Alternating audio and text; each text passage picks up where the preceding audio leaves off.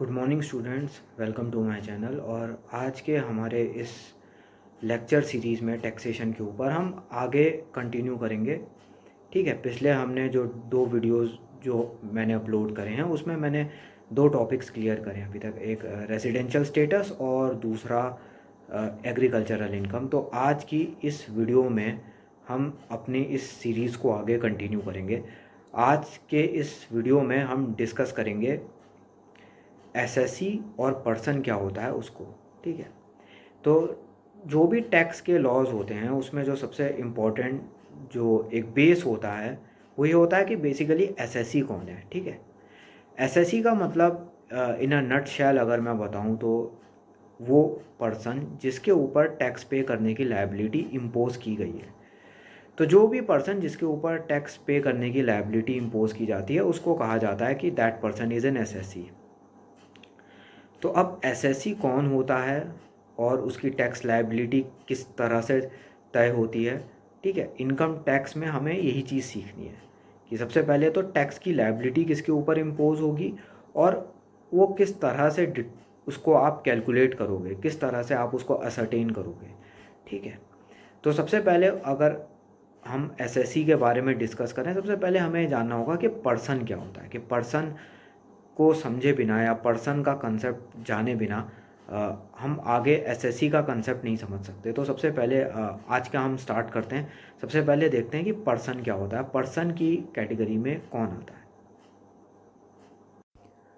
तो एसएससी की डेफिनेशन पे जाने से पहले या एसएससी का कंसेप्ट डिस्कस करने से पहले जो सबसे पहले कंसेप्ट हमें क्लैरिफाई करने की ज़रूरत है वो है कि पर्सन क्या होता है।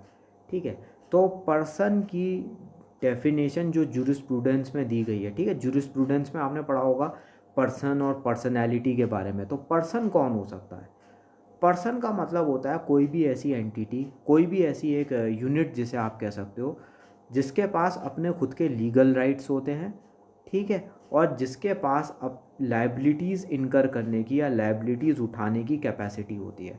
ठीक है, तो पर्सन का मतलब यहाँ पे सिर्फ किसी एक पर्टिकुलर इंडिविजुअल से या किसी एक पर्टिकुलर मैन या वुमेन से इस यहाँ पे मतलब नहीं है। पर्सन बेसिकली कि किसके पास लीगल राइट्स हैं। ठीक है, अगर इसको एक नट शैल में रखें तो लॉ के पर्सपेक्टिव से जब हम पर्सन कहते हैं, पर्सन मतलब कि उस जो भी इंडिविजुअल है या जो भी एक ग्रुप है उस पर्टिकुलर ग्रुप के पास या उस पर्टिकुलर इंडिविजुअल के पास एक कैपेसिटी है एक लायबिलिटीज़ इनकर करने की, और उसके अलावा उसके पास कुछ लीगल राइट्स भी होंगे। ठीक है, तो जो पर्सन का जो एक पर्सनैलिटी का जो एक कंसेप्ट है वही कंसेप्ट जो है यहाँ पे भी अप्लाई होता है। तो यहाँ पे पर्सन का मतलब सिर्फ एक पर्टिकुलर व्यक्ति नहीं होगा। यहाँ पे कंसेप्ट जो है वो बेसिकली इस चीज़ के ऊपर डिपेंड करता है कि whether some entity has its own legal rights और नॉट। कि अगर किसी एंटिटी के पास, किसी एक यूनिट के पास अपने खुद के लीगल राइट्स हैं या नहीं हैं। ठीक है, तो जैसा कि आप स्क्रीन पे देख सकते हो सेक्शन 2 सबसेक्शन 31 के अकॉर्डिंग पर्सन में इनको इंक्लूड करा जाता है। ठीक है, तो ए से लेके जी तक जो आप पॉइंट देख रहे हो, तो ए पॉइंट बात करता है इंडिविजुअल की। इंडिविजुअल यानी कि कोई एक पर्टिकुलर, जिसे कह सकते हो कोई व्यक्ति, कोई एक पर्टिकुलर इंसान, एक पर्टिकुलर ह्यूमन बीइंग। ठीक है, और दूसरे में हिंदू अनडिवाइडेड फैमिली। ठीक है, हिंदू अनडिवाइडेड फैमिली को भी माना गया है कि ये भी एक पर्सन है। ठीक है, कंपनी, तो कंपनी को तो हम जानते ही हैं, कंपनीज एक्ट जब हम पढ़ते हैं या कंपनी लॉ में हम कहते हैं कंपनी एक आर्टिफिशियल लीगल पर्सन है। आर्टिफिशियल पर्सन इसलिए क्योंकि कंपनी एक नेचुरल पर्सन नहीं है। मतलब नेचुरल पर्सन की तरह उसका कोई शरीर नहीं है, उसके कोई हाथ पांव नहीं है। ठीक है, बट उसको माना गया है, लॉ बेसिकली क्या एज्यूम करके चलता है कि उसके पास अपने राइट्स हैं और वो लायबिलिटीज़ इनकर कर सकती है। इस वजह से कंपनी को कहते हैं कि कंपनी एक पर्सन है। ठीक है, आर्टिफिशियल लीगल पर्सन का मतलब कि लीगल प्रोसेस से या एक लॉ की ड्यू प्रोसेस से ही आप उसे क्रिएट कर सकते हो। ठीक है, डीप पॉइंट जब आप देखेंगे इसमें मेंशन करा हुआ है फर्म। ठीक है, फर्म यानी कि पार्टनरशिप फर्म।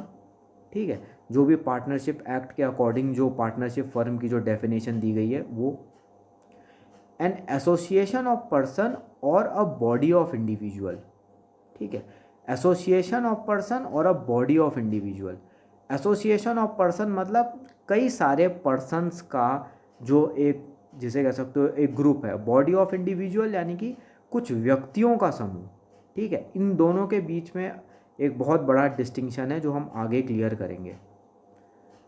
एफ पॉइंट जो है वो लोकल अथॉरिटी की बात करता है। ठीक है, लोकल अथॉरिटी क्या होता है ये सबको समझ में आता है। तो इसका जी पॉइंट है every artificial judicial person not falling with in any of the preceding categories. कि जो जी पॉइंट है बेसिकली ये उन एंटिटीज़ के लिए है जो बेसिकली इन अबव ए से लेके एफ तक जो पॉइंट्स हैं उसमें कवर नहीं होते। मतलब एक ऐसी कैटेगरी बना दी गई है कि जो बेसिकली ए से लेके एफ तक किसी भी कैटेगरी में जो फिट नहीं बैठता वो बेसिकली जी में जो कैटेगरी दी गई है आर्टिफिशियल जुडिशियल पर्सन वो उस कैटेगरी की एम्बिट में आ जाएगा। ठीक है, तो बेसिकली जिसे कह सकते हो ये एक मिसलीनियस कैटेगरी है कि मिसलीनियस मतलब जो बाकी सब में इंक्लूड नहीं होता उसको आप एक मिसलीनियस में डाल देते हैं ना, तो बस वही एक मिसलीनियस कैटेगरी है ये। तो इन सब को अब डिटेल में हम डिस्कस करेंगे कि जो इसमें से जो भी एक पर्सन की डेफिनेशन में जो भी मतलब दे रखा है इंडिविजुअल किसे माना जाएगा, हिंदू अनडिवाइडेड फैमिली क्या होती है, अब इसको हम डिटेल में देखेंगे। तो सबसे पहले इंडिविजुअल पे फोकस करते हैं। इंडिविजुअल का क्या मतलब है? इंडिविजुअल का मतलब होता है कि कोई नेचुरल पर्सन। ठीक है, नेचुरल पर्सन का मतलब है कि जो भी व्यक्ति, ठीक है, जिसके पास एक शरीर है, उसके हाथ पाँव हैं, ठीक है, जो एक नॉर्मल इंसान जिसे आप एक कह सकते हो, जो कि एक ह्यूमन बीइंग होना ज़रूरी है। ठीक है, अगर कोई ह्यूमन बीइंग नहीं है, ठीक है, तो उसको इंडिविजुअल नहीं माना जाएगा। ठीक है, तो कंपनी को इंडिविजुअल की कैटेगरी में आप फिट नहीं करोगे। ठीक है, इंडिविजुअल में कौन आएगा? जैसे आप हैं या मैं हूँ, ठीक है, हम में से जितने सब लोग हैं ये सब के सब जो है नेचुरल पर्सन है। नेचुरल पर्सन यानी कि जो नॉर्मल ह्यूमन बीइंग्स हैं। ठीक है, तो जो ह्यूमन बीइंग्स जो होते हैं वही इंडिविजुअल की कैटेगरी में आएंगे। ठीक है, कंपनीज़ और बाकी सारे जो भी हमने एंटिटीज़ को देखा, ठीक है, फर्म है या लोकल अथॉरिटीज़ हैं, ये सब इंक्लूड नहीं होंगे। इंडिविजुअल मतलब कि वन पर्सन। ठीक है, और इसमें एक पॉइंट जो सबसे ज़्यादा जो नोट करने लायक है वो ये है कि individual includes a minor person and a person of unsound mind. ठीक है, कि इंडिविजुअल में एक माइनर पर्सन को भी इंक्लूड करा जाएगा और एक अनसाउंड माइंड के पर्सन को भी इंक्लूड करा जाएगा। ठीक है, तो एक माइनर भी इंडिविजुअल है और एक अनसाउंड माइंड का पर्सन भी इंडिविजुअल है।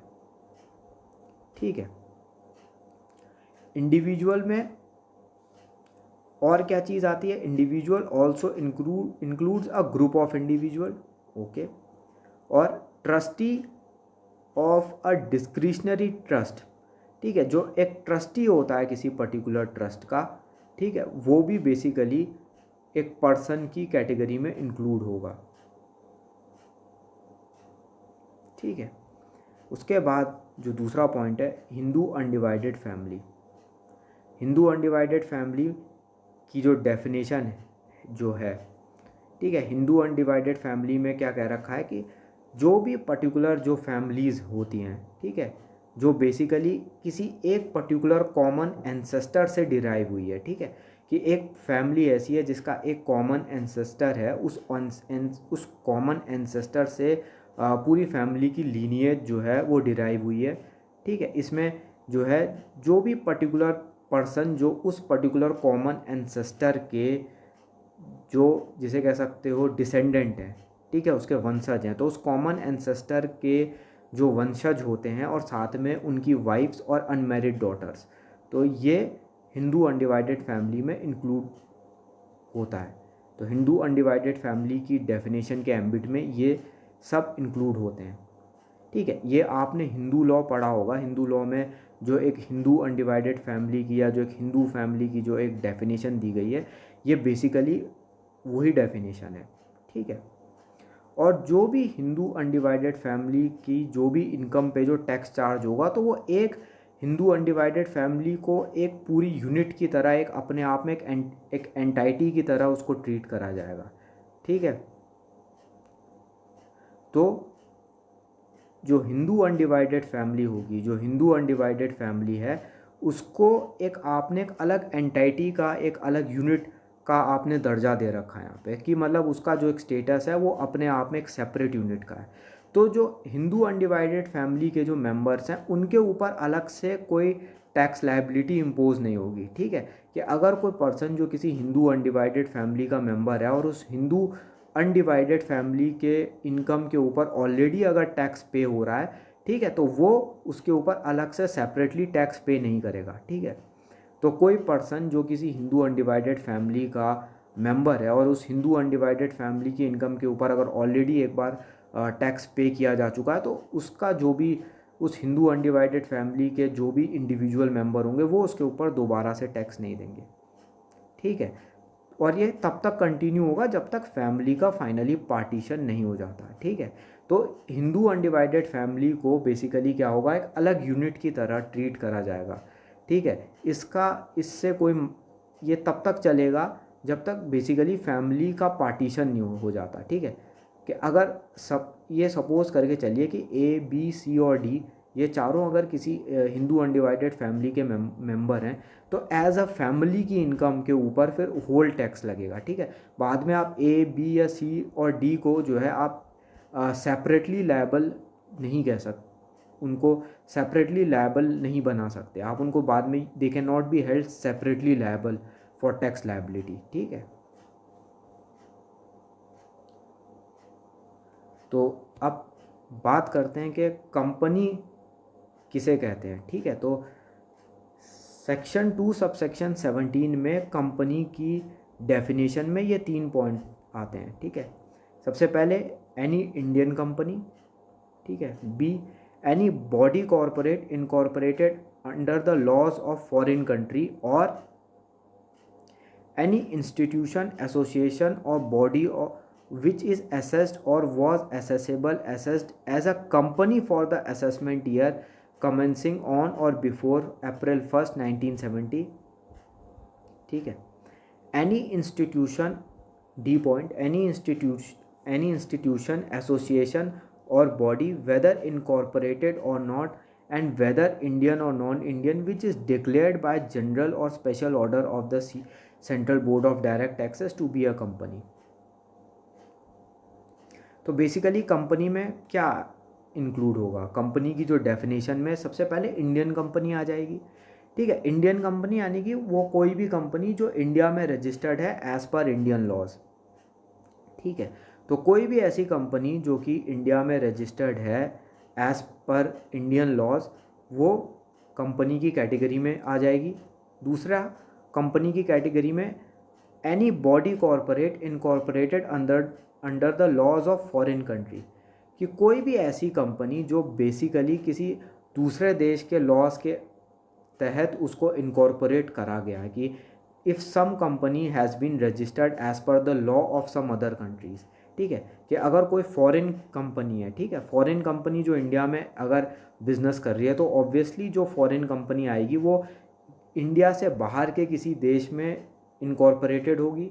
ठीक है, इंडिया के बाहर जो भी वो देश है उस पर्टिकुलर देश के लॉज के अकॉर्डिंग उसको इनकॉर्पोरेट करा गया होगा। ठीक है, तो जो भी फॉरेन कंपनी है वो इंक्लूड हो जाएगी।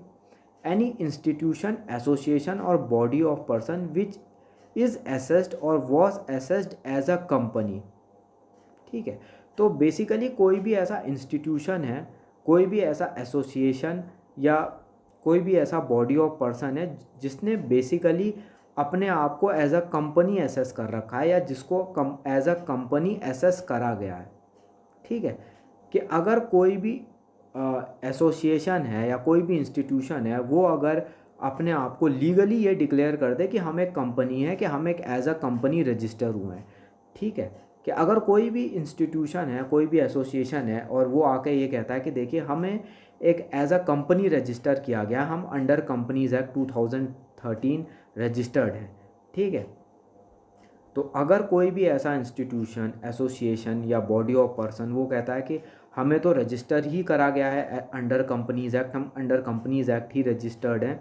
ठीक है, तब एनी इंस्टीट्यूशन एसोसिएशन और body of person whether incorporated और not which is declared by the general और special order of the CBDT to be a company.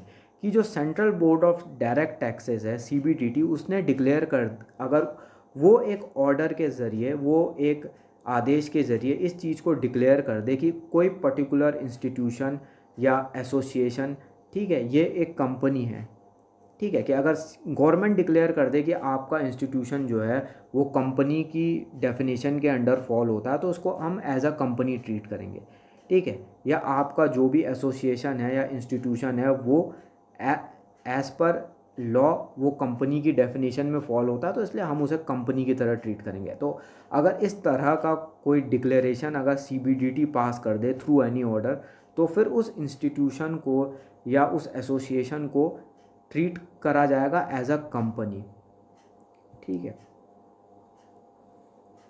उसके बाद फर्म, फर्म की वही डेफिनेशन है जो पार्टनरशिप एक्ट 1932 में दी गई है, ठीक है। फर्म बेसिकली क्या होती है कि जब एक ग्रुप ऑफ पर्सन वो एक साथ आते हैं, वो एक साथ कैपिटल इन्वेस्ट करते हैं किसी पर्टिकुलर बिजनेस के लिए, और उनके इस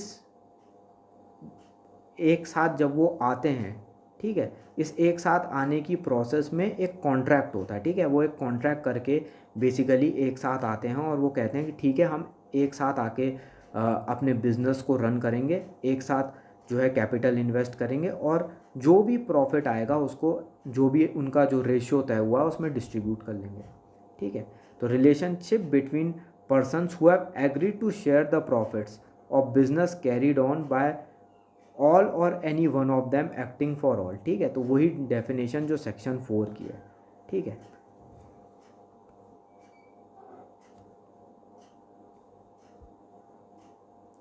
तो अब जो दूसरा पॉइंट है वो है एसोसिएशन ऑफ पर्सन और बॉडी ऑफ इंडिविजुअल।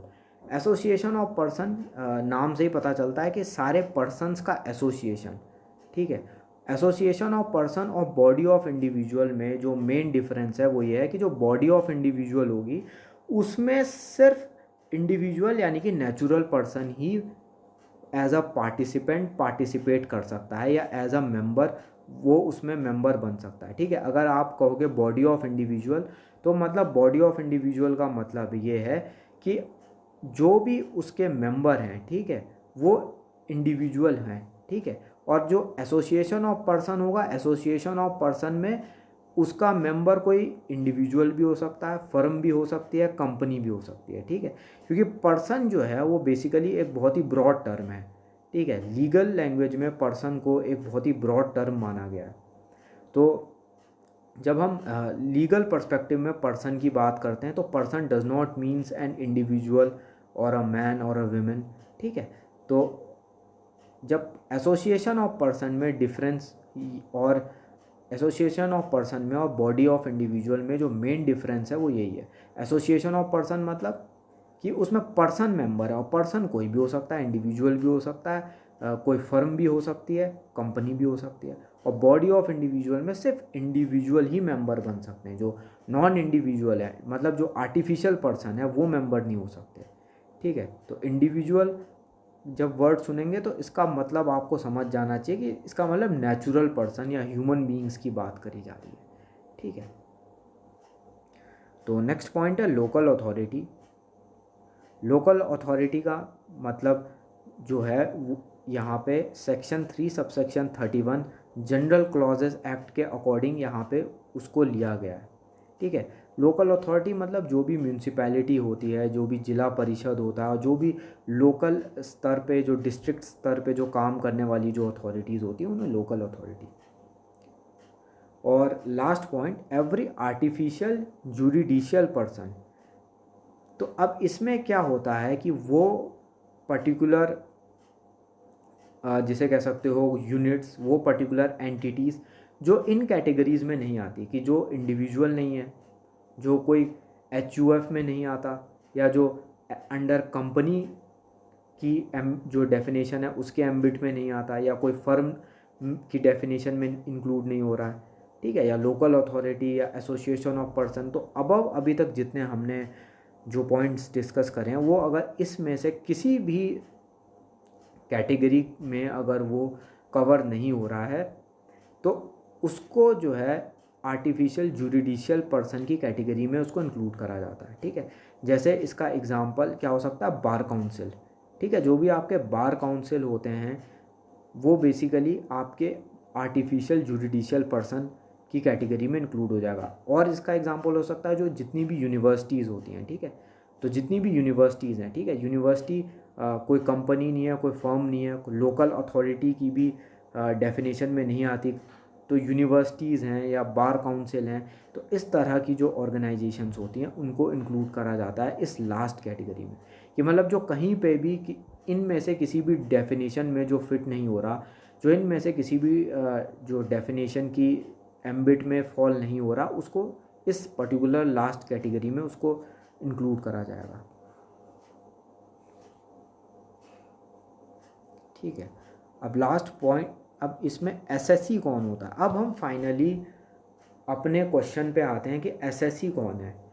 तो एसएससी का एक अगर नट शैल में एक मीनिंग देना हो तो एसएससी का मतलब होता है ऐसा कोई भी पर्सन जिसके ऊपर टैक्स लायबिलिटी इम्पोज करी जा सकती है या जिसके ऊपर एक टैक्स पे करने की लायबिलिटी है। तो कोई भी ऐसा पर्सन जिसके ऊपर एक टैक्स पे करने की लायबिलिटी है उसको एसएससी बोला जाता है, ठीक है। अगर मेरे ऊपर अगर टैक्स पे करने की लायबिलिटी है तो मैं एक एसएससी हूँ, ठीक है। तो एसएससी का मतलब है कोई भी ऐसा पर्सन जिसके ऊपर टैक्स पे करने की लायबिलिटी है या लायबिलिटी इम्पोज की जा सकती है, ठीक है। तो सेक्शन 2 सबसेक्शन 7 में एसएससी का क्या मीनिंग दिया गया है। Assessee means a person by whom income tax और any other sum of money is payable under the act. कि एसएससी का मतलब है वो पर्सन जो कि इनकम टैक्स या फिर कोई भी पर्टिकुलर अमाउंट जो कि उसके ऊपर ड्यू है वो पे करने के लिए लायबल है अंडर दिस एक्ट, ठीक है। तो एसएससी का मतलब कोई भी पर्सन जिसकी कहीं ना कहीं एक लायबिलिटी बनती है इस एक्ट के अंडर, उसको एसएससी कहा जाएगा। तो यहाँ पे आप डेफिनेशन में देख सकते हैं इसमें क्या कहा गया, पर्सन। यहाँ पे एसएससी के बारे में पर्सन, एसएससी को क्या कहा गया है कि पर्सन है, तो इसीलिए हमने पर्सन की डेफिनेशन को हमने पहले कवर करा एसएससी से। तो एक एक एसएससी जो होता है वो हमेशा पर्सन ही होता है, ठीक है। लेकिन एक पर्सन एसएससी हो ऐसा कंपलसरी नहीं है, ठीक है। तो आप a person may be or may not be an SSC, but an SSC will always be a person. तो अब एसएससी की जो इस डेफिनेशन है उसके एम्बिट में कौन कौन आता है, अब हम उसको देखते हैं। तो सबसे पहले इसमें कैटेगरीज दी गई हैं। तो इसमें 4 टाइप्स का क्लासिफिकेशन दे रखा है। सो देयर इज़ मतलब 4 categories under which a person can be treated as an SSC, ठीक है। तो इनमें से 4 कैटेगरीज हैं, उनमें से किसी भी एक कैटेगरी की अगर आप कंडीशन को सेटिस्फाई करते हैं तो आपको एसएससी माना जाएगा, ठीक है। तो सबसे पहले कैटेगरी जो है, first category, a person by whom any tax और other sum of money is payable under the act. कि कोई भी ऐसा पर्सन जिसके ऊपर एक लीगल रिस्पॉन्सिबिलिटी है कि वो टैक्स या कोई भी अदर टाइप का पेमेंट करे इस एक्ट के अंडर, ठीक है। कि अगर कोई भी पर्सन उसके ऊपर अगर टैक्स पे करने की लायबिलिटी है या इसी एक्ट के अंडर उसे कोई भी और चीज़ अगर पे करनी है या कोई भी और अमाउंट उसे पे करना है, ठीक है, कोई पेनल्टी हो सकती है या इंटरेस्ट हो सकता है, ठीक है। तो इफ़ समथिंग इज़ पेएबल, ठीक है, अगर किसी भी पर्सन के ऊपर कोई भी पेमेंट करने की लायबिलिटी है तो he will be treated as an SSC. तो पहली कैटेगरी ये।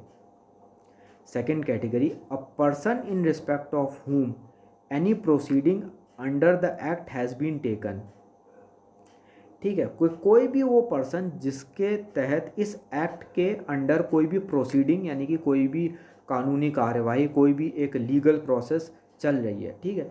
तो कोई भी पर्सन जिसके ऊपर इस एक्ट के अंडर कोई भी लीगल प्रोसेस चल रही है, पेंडिंग है, उसको भी एसएससी माना जाएगा।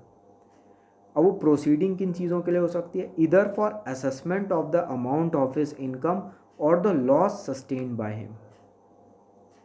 कि अब असेसमेंट का क्या मतलब होता है। असेसमेंट का मतलब होता है कि जो इनकम को कैलकुलेट करके जब आप फाइनली इनकम टैक्स अथॉरिटीज़ को बताते हो कि मेरी इनकम जो है वो इतनी है और मेरी टैक्स लायबिलिटी अराउंड इतनी, इस पर्टिकुलर दिस अमाउंट जो है मेरी टैक्स लायबिलिटी है, ठीक है। तो उस प्रोसेस को असेसमेंट कहते हैं। तो असेसमेंट दो तरह का होता है, एक हम इसको आगे पढ़ेंगे, एक सेल्फ असेसमेंट होता है और एक बेस्ट जजमेंट असेसमेंट होता है। सेल्फ असेसमेंट जब एसएससी खुद असेस करके बता रहा है कि मेरी इनकम इतनी है और मेरी टैक्स लायबिलिटी अकॉर्डिंगली इतनी है, ठीक है।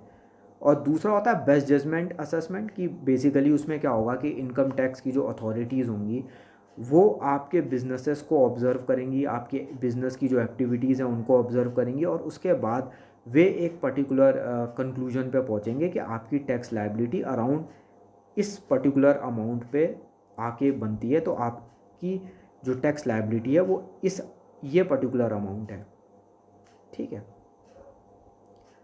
तो पहला पॉइंट है ये। दूसरा पॉइंट है ऑफ द इनकम और loss of any other person in respect of whom he is accessible, कि अगर किसी अदर पर्सन की कोई इनकम के रिस्पेक्ट में अगर वो एसेसेबल है, ठीक है, कि किसी अदर पर्सन की इनकम के ऊपर भी टैक्स पे करने की लायबिलिटी उसी की है, ठीक है। जैसे जो भी माइनर जो होते हैं उनकी जो इनकम मानी जाती है कि वो उनके पेरेंट या गार्जियन की इनकम है, ठीक है। तो अगर मान लो कोई भी माइनर पर्सन कोई भी इनकम अर्न करता है तो उसकी इनकम बेसिकली क्या मानी जाएगी, वो उसके पेरेंट या उसकी गार्डियन की इनकम है और उसके पेरेंट या उसके गार्जियन को बाद में उसी इनकम के ऊपर टैक्स पे करना पड़ेगा, ठीक है। इसको हम आगे डिटेल में देखेंगे। C point of the amount of refund due to him और टू सच अदर पर्सन, कि अगर वो कोई ऐसा पर्सन है कि उसको इनकम टैक्स डिपार्टमेंट से कुछ अमाउंट अपना रिफंड में लेना है, ठीक है। कि जब एक्सेस टैक्सेशन होता है तो उस केस में कई बार आपको जो भी एक्सेस जो टैक्स पेमेंट करा है उसका रिफ़ंड भी मिल जाता है कुछ पर्टिकुलर कंडीशंस में। तो अगर कोई रिफ़ंड अगर आप लेने के लिए एलिजिबल हैं तो तब भी आप जो है एसएससी की कैटेगरी में आएंगे। Third category, every person who is deem to be an SSC, ठीक है, कि हर वो पर्सन जिसको deem to be an SSC मतलब लॉ ये चीज़ बाय डिफ़ॉल्ट मान के चलता है कि वो एसएससी है, ठीक है। For instance a representative of SSC is deem to be an SSC by the virtue of section 160 subsection 2। तो जैसे सेक्शन 160 सबसेक्शन 2 में ये चीज़ मेंशन करी गई है, जैसा यहाँ पे एग्जांपल में दिया गया है कि जो भी रिप्रेजेंटेटिव होगा किसी भी एसएससी का उसको भी माना जाएगा कि वो भी एक एसएससी है। Fourth category, every person who is deem to be an SSC in default under any provision of this act, कि अगर आप किसी भी इस इनकम टैक्स एक्ट के किसी भी सेक्शन का अगर आप वायलेशन करते हो, इनकम टैक्स एक्ट के किसी भी सेक्शन का अगर आप कोई भी पर्टिकुलर सेक्शन के आप डिफ़ॉल्ट कर रहे हो, ठीक है, तो उस पर्टिकुलर केस में ये मान लिया जाएगा कि आप एसएससी हैं, ठीक है। जैसे कि इसमें एग्जांपल दे रखा है, under section 218 if a person does not pay an advance tax then he shall be deem to be an SSC in default, ठीक है। कि अगर सेक्शन 218 पे ये कहा गया है कि अगर कोई पर्सन एडवांस टैक्स पे नहीं करेगा तो उसको एसएससी मान लिया जाएगा बाय डिफ़ॉल्ट, ठीक है। तो मतलब अगर आपने इनकम टैक्स एक्ट के किसी भी प्रोविज़न का वायलेशन करा तो तब आपको जो इनकम टैक्स एक्ट है वो एसएससी की कैटेगरी में ला के रख देगा, ठीक है।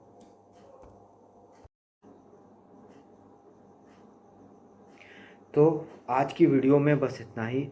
आई होप मैं आपके जो भी कंसेप्ट थे वो ज़्यादा से ज़्यादा क्लैरिफाई मैं कर पाया हूँगा। अगर कोई भी डाउट्स हैं आपके तो आप नीचे कमेंट सेक्शन में मेरे को ज़रूर बताएं। मैं कोशिश करूँगा सारे के सारे जो भी कमेंट्स हैं उनको रिप्लाई करने की और जो भी आपके प्रॉब्लम्स हैं उनको सॉल्व करने की। तो अब हम मिलेंगे नेक्स्ट वीडियो में, तब तक के लिए stay home, stay safe, thank you.